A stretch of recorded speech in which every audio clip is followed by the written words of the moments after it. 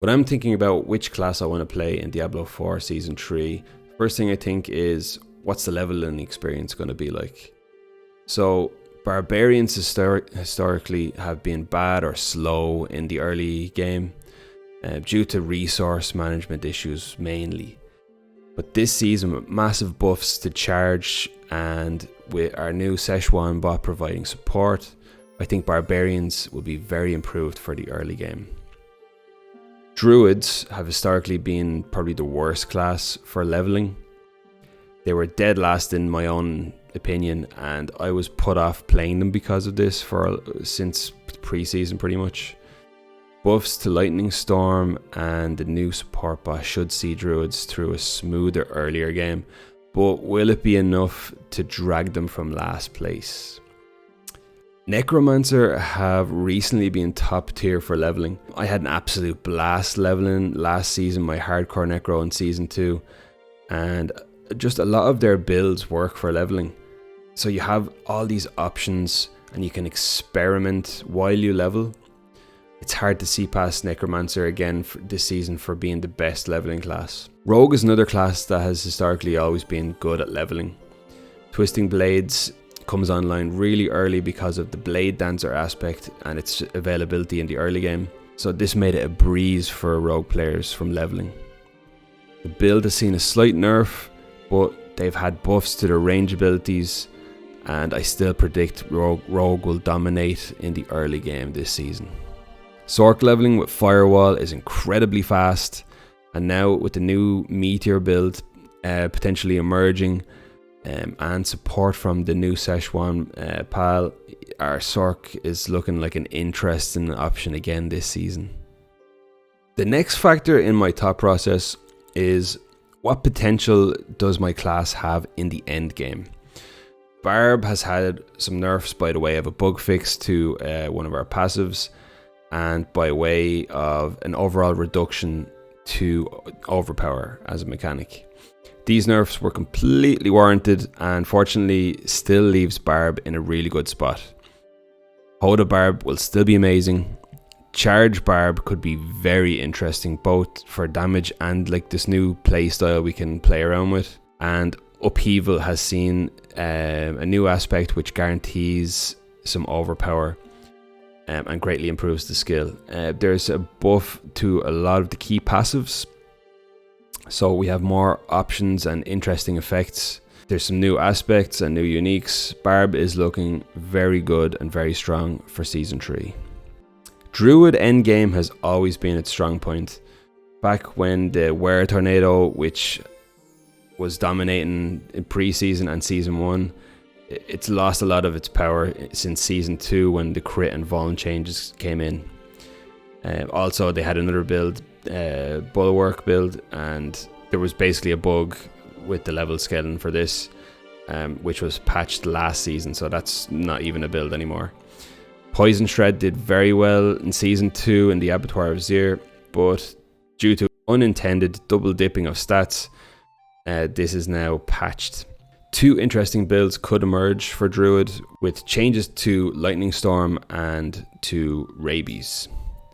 So Poison Druid could do really well, and also there's a new unique that buffs basic attacks, which could pair really well with the Lightning Claw build. But there is a lot of speculation here and no testing, so there's a lot of uncertainty for Druid endgame for me anyway. Necromancer endgame has a lot of options. Bone Spear is still a quality build, even after the nerfs in Season 2. All blood builds look good. Bloodlance has a new aspect with some really interesting interactions now. Bone Spirit received some major buffs, and I imagine this is going to be a very popular build this season. It's good to see Necro getting some love, but sadly minions have never, even though they've never been my favourite type of playstyle, and often minions like they fall off in the end game anyway, so I wouldn't put like, even there has been some small buffs to minions, but I wouldn't put my trust in an end game minion build, even though there's been buffs to like your golem and to minions for true attack speed. I would just try Bone Spirit for a good time. Rogue has been stripped of its poison imbue shenanigans, but it's seen buffs to ranged skills. And to be honest, Rogue has never been too appealing to me. So even when when they were stupid good back at the start when the game launched, now that the other classes have caught up, it's really hard for me to recommend Rogue due to my own bias. But if you like a fast-paced movement, hit and run style of play, Rogue is certainly going to do well in the end game. If that's your cup of tea, go for it. Sork had one of the best builds in Season 2, but Ball Lightning was not functioning as intended. So it's been significantly reduced. Well, the wording is that it's hard to deduce the exact extent of the nerf, but in the dev note, in the patch notes, it makes it seem like they trimmed Ball Lightning back significantly. Luckily though, they have a new Meteor, Flame Wall, or Fireball build that seems to be emerging. The new Sork unique turns your Meteor into something akin to a Diablo 3 Talrasha build. Very exciting stuff.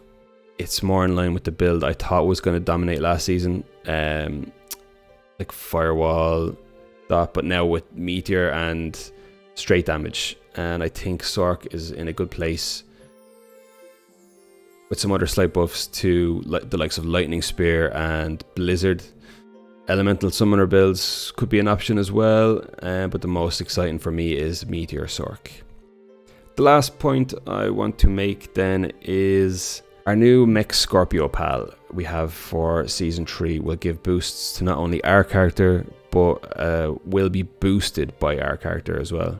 Some classes have interactions with our new season mechanic that are very interesting. So for Barbarian, our allies are affected by our shouts. Buffs that we receive when we activate our shouts will affect our robot. Not only that, but our stats scale 1-to-1 with the Seneschal, I can never say Seneschal, Szechuan robot. And because Barb has the most weapon slots, it means it can stack the most stats for our pal. So Barb robot might be the highest DPS of the 5 classes.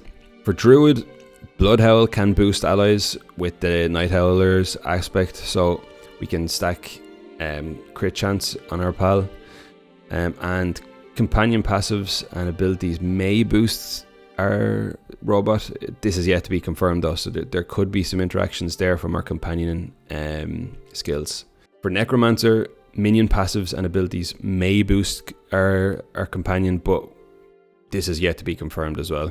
For Rogue, support abilities like missile defense and healing will help with their survivability, and we can get a good source of Fortify, which Rogue is actually really lacking. And for Sork, burning damage applied by our buddy means that the Sork can actually benefit from burning damage passives without having to be stuck taking the Firebolt enchantment.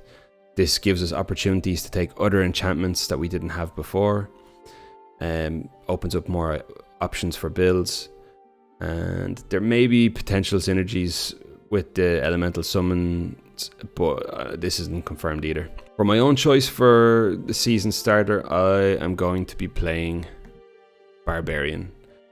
I just think that they're too good to pass up this season. Charge looks like it's going to be really fun. There's upgrades to Upheaval, and Hoda is still a really strong choice. And I didn't get to play Barb last season, so I want to check them out before they get too nerfed in the future. Yeah, if you have any strong feelings about what class you're going to be playing, let me know in the comments. Other than that, enjoy Season 3 of Diablo 4, and bye bye now.